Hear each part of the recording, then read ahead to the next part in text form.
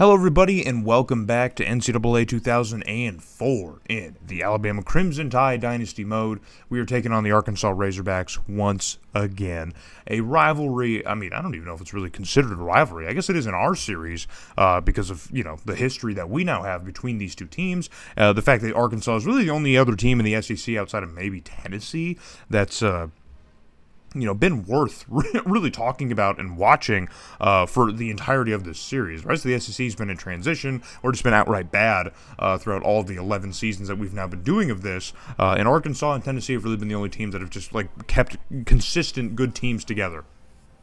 And so Arkansas is no different here. They had a bit of a rough finish to their season last year. They finished a perfect 12-0 in their regular schedule, but lost the SEC championship to South Carolina. It was their first loss of the year, and I think they only ever made it up to 4 or 5 in the polls. So even if they won the SEC championship, there's no guarantee that they were even going to go to the BCS national title game. But they didn't do themselves any favors by losing the SEC championship. So that kind of greatly curtailed the trajectory of the season that they were going to have. And now we're hoping to kind of correct our mistake from last year by losing to Arkansas for the first time in 4 or 5, 6 years or something like that. It's either this game or Tennessee, the one that we usually lose. I know we've lost to LSU there, mixed in the last few years, but it's pretty consistent between these two teams. So we're hoping that we can at least get back into our winning ways, into our familiar winning ways against the Razorbacks today. We have something to prove here at home in front of our fans against this Razorbacks team who's coming in ranked 7th, so another top-ranked opponent on the schedule once again, but we're used to that kind of pressure. Maybe I spoke too soon for LaShawn Robinson, who throws an interception immediately, and the ball comes out on the interception return, but it looks like Arkansas was still able to retain possession as our boys couldn't really find it on the ground, but we'll get a better look at it here as the ball is picked off here, just a quick little out route, and just can't get it there, I guess. Kind of a bad pass from LaShawn Robinson, but it's already 3rd and 7 now for the Razorbacks, and Potts, a returning face from last season, Rocco Potts, tries to go for a deep shot down the side of the field here, and that ball is broken up by our defense. So it's not the same defense from last year, boys. It's changed a lot. So Arkansas is going to have to adjust here, but they're back on offense now, and on 2nd and 10, Potts is going to try and run the option here, but he still goes for the pitch for some reason. I have no idea why. It was never clear, never once a clear lane to get rid of that football here. He tries to get it to Winford Hall, the running back, and it just gets bobbled around, and everyone's kicking it and stuff, and the Crimson Tide's going to land on top of that, but either way, Arkansas is going to get the football a little bit back here, and now they're going to continue to move. Or actually, they retain possession. I got it confused. They retain possession, but now moving further along in the drive, they're able to get, because that was a first down for them. So that's why I had to include the weird play, because it was a first down, but on the very next play, Rocco Potts is able to hit Tyrell Hilton, another familiar face on the team here, for his 3rd touchdown of the season, and now Arkansas strikes first. But now we are back on offense finally in the first quarter. It feels like forever, and LaShawn Robinson is making a little bit smarter throws. I don't know how smart a throw can be with 4 white jerseys surrounding 1 crimson jersey, but it was caught regardless by Darius Vance. So we'll take that. We'll happily take that. So 1st and 10 now. Robinson going to try and throw for it again, and a wide open Broderick Black. I have no idea how Broderick Black got so wide open, but he was, and he's going to sneak into the end zone for the first touchdown of the day for the Alabama Crimson Tide. And now we have answered back to Arkansas slowly but surely. We finally answered back here, and so hopefully this is no indication of how the game went last year or a few years ago when we won 12-17 or 12-19. You guys remember that game? That was a weird game, but we are tied up at 7 apiece here after 1 quarter of play. Arkansas's got a 3rd and inches situation, and they're going to hand this one off to Hall, and Hall doesn't just get a few inches, but he's going to get the whole bag, the whole shebang, as he gets inside the 20 here, inside the 10,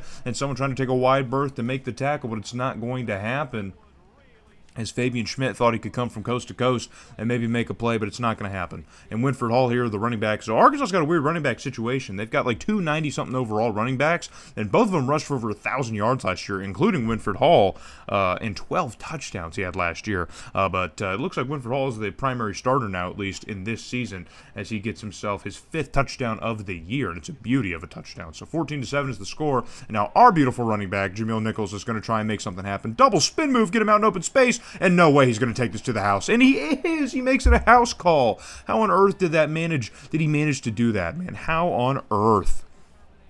What an absolutely glorious play. Let's just look at this again, man. I love seeing these plays that are just about dead to rights in the backfield. And just, because you have such an athletic running back, he is able, oh my God, almost threw him out of his shoes.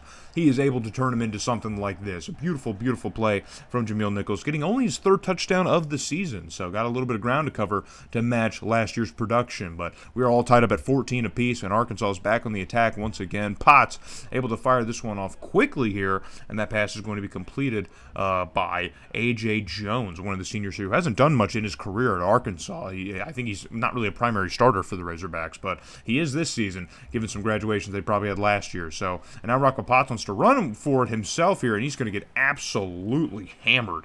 Zero open space as Rick Hobbs, senior defensive tackle, is able to snuff that play out before it ever gets started. So bring up a 4th and 3 now for the Razorbacks offense, and they're going to bring out the special teams unit, and the kick is up, and it is good. So Arkansas will retake the lead here in Bryant-Denny as they are just scraping out points any way that they can, and they're staying efficient on offense and getting points. So 17-14, still plenty of time left in the second quarter, so we can answer back easily. LaShawn Robinson here takes kind of an awkward throw off the foot here, but now it's a foot race, and we know how we love foot races here in Alabama, because we can typically win them with the boys that we have wearing those crimson jerseys. And it's another humongous chunk play for the Alabama offense. We certainly love having those. And Darius Van finally is on the receiving end of one of those as he gets his 2nd touchdown of the year, and it's a beauty like this. And I really didn't think Darius Van had the kind of speed like that he does, but he is listed 2nd on the depth chart for a reason. So good play from our boys as we answer back to Arkansas quickly here. But on the point after, now Dave Dennis is going to push this one, and the kick is not good. So the lead is going to remain at 3 points. So Arkansas can tie us up here with just a field goal if they can manage, or, of course, take the lead. So 3rd and 1 for the Razorback offense now as we cut to on the other side of things, and Potts going to throw for it now, float this one up, and it's A.J. Jones once again who's going to come down with it here. And Jones has kind of been the class of the receiving corps so far today, kind of really helping them out. But now it's going to be 2nd and 7 we're going to cut to here. Just over 2 minutes left in the first half, and Potts back to pass again. And now it's going to be intercepted by Fabian Schmidt, and he's got this one going the other way here, and Potts is the only guy even anywhere close in the vicinity, and he's, of course, not going to be able to make that play. So Fabian Schmidt's going to make a house call and take this one all the way back. A huge interception. That would be like, 60, 70 yards all the way back to the house. So a huge defensive touchdown is going to give us now a 10-point lead over the Razorbacks, and Arkansas going 3 and out, going to have to give us the football back. And we have drove it in now into our own end, and LaShawn Robinson is able to hit an open target across the middle of the field, and it's Stephen Barker who he hits for a reception here. And now time taken under a minute, 1st and goal. We got plenty of time to work here, but LaShawn Robinson's not going to waste any time as he finds Broderick Black for his 2nd touchdown of the game. So a multi-touchdown game for the tight end, which we do, in fact, love to see as well. And that's gonna boost him up quite a bit. So 34-17 is now your score after 1 half of play, and we were looking to be in good shape, but we know how Arkansas is. This game could flip on ahead at any moment here, especially if Rocco Potts keeps doing really stupid stuff like that and pitching at the very last moment. But this time he's not going to get it back, as we are going to recover it. And I love how Arkansas's coach in this game looks exactly like Sick Naben does, and their whole shirts are like just inverted colors. It's very weird, but it's funny looking, I guess. So Rocco Potts, man, he's probably going to get grabbed by the face mask and get a little bit of a talking to here as he pitches this one into A.J. Jones's chest, and it ends up getting scooped up by our defense. So another huge play from the defense, even though it was really just Rocco Potts' idiocy kind of leading the charge. So, and LaShawn Robinson's going to waste no time here, floating this one out towards the middle of the end zone for another Crimson Tide touchdown. And we have answered ourselves, since Arkansas hasn't really scored yet. But Robinson here, completely composed in the pocket here, completely poised and composed in the pocket, and able to find Stephen Barker in the end zone for, I believe, his 3rd touchdown of the year. So Arkansas finally back on offense. I got to get something going. Pressure's on to Rocco Potts, but he somehow just lasers this one like a sidearm on the run, somehow able to get rid of it. Not only get rid of it, but have it kind of accurate as well, as that pass is completed by Tyrell Hilton. But fast forward to a 3rd and 7 now. Arkansas definitely got to score to get back into this ball game any way that they can. They're going to fake the handoff to Winford Hall. He faked me out too, and he tries to get this one into the end zone, but he finds Joshua Bowen, or top DB, who gets his hands on it. Could have had the interception, but instead just breaks it up, and we will take that. So on 4th and 7, Arkansas is still just going to take the points here, I guess. You're probably going to need 3 at some point, as much as you need 6 or 7, I guess. So take the 3. Now it's 20-41, and we are firmly in control of this football game. Robinson back to pass on his own end, and that pass is going to be completed by Barker, who gets shoved, but he stays in bounds on his feet, and now he's going the other way, and there's no one else there. He's off to the races, and he's finally going to get tracked down inside the 30 on a play that really just seemed like it was about done from the very beginning. It was kind of a nothing burger play that kind of went behind the line of scrimmage, but Barker stays on his feet and turns it into something, man. So fast forward to 3rd and 6, just outside the red zone. Robinson pump fakes and unloads it into the end zone, and that pass is going to be completed. And don't tell me, bro, is that Broderick Black again? Don't tell me. Is that Broderick Black? I think it is. Broderick Black with a 3-touchdown game. There's no way, man. There's just no way. Look at that, a one-armed grab like it was nothing, man. I think he's got 4 touchdowns on the year now after this game. Unbelievable. So 48-20 is now the score. Rocco Potts got to get something rolling, and that is not how you get something rolling. That is definitely not how you get something rolling, bud. I'm sorry. That's not how you do it. That's certainly not going to help you out. And yeah, so that was Joel Davis, the right outside linebacker, able to get his hands on the ball here and take that one.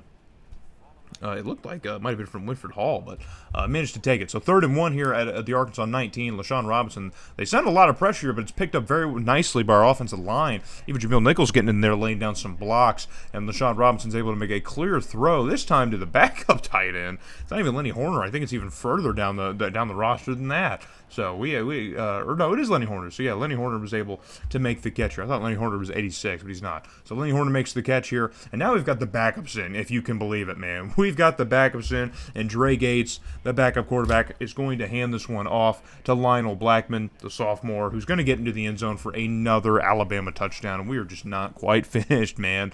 We just keep hammering it on, and Arkansas has now felt the full wrath of the Crimson Tide, fully felt the wrath of our vengeance, as we have completely unleashed a can of whoop all over the Razorbacks,